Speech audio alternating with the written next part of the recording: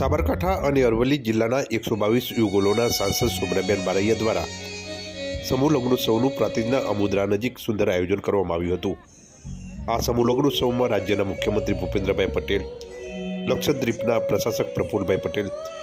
નાગરિક પુરવઠા પ્રધાન સહિત રાજ્યના કેટલાક ધારાસભ્યો અને સાંસદ સહિત આગેવાનો ઉપસ્થિત રહી નવ યુગલોને આશીર્વાદ આપી કાર્યક્રમને શોભાયમાન કર્યો હતો। આજે આમોદરાની પાવન ધરતી ઉપર 122 દીકરીઓના સમૂહ લગ્નોત્સવનું આયોજન અમે કર્યું છે। એમાં આપણા ગુજરાત રાજ્યના મુખ્યમંત્રી શ્રી ભૂપેન્દ્રભાઈ પટેલ સાહેબ પણ આશીર્વાદ આપવા આવ્યા હતા।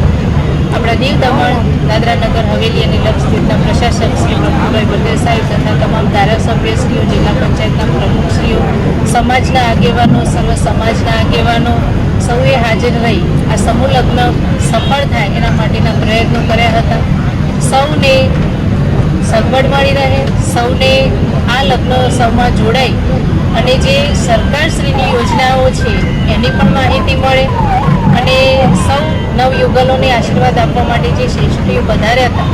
એમનો પણ અમે આભાર માનીએ છીએ અને નવયુગલ દંપતીઓને પણ અમે આશીર્વાદ આપીએ છીએ કે એમનું લગ્ન જીવન સુખી થાય અને એમનું સૌભાગ્ય અખંડ રહે, એમની તમામ મનોકામના પૂર્ણ થાય અને જે આયોજન કર્યું છે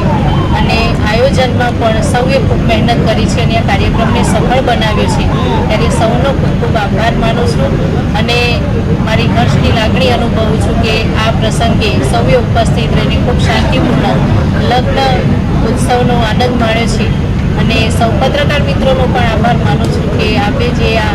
સમાજનું ઉત્તમ જે કાર્ય છે એને જન જન સુધી પહોંચાડીને લોકોમાં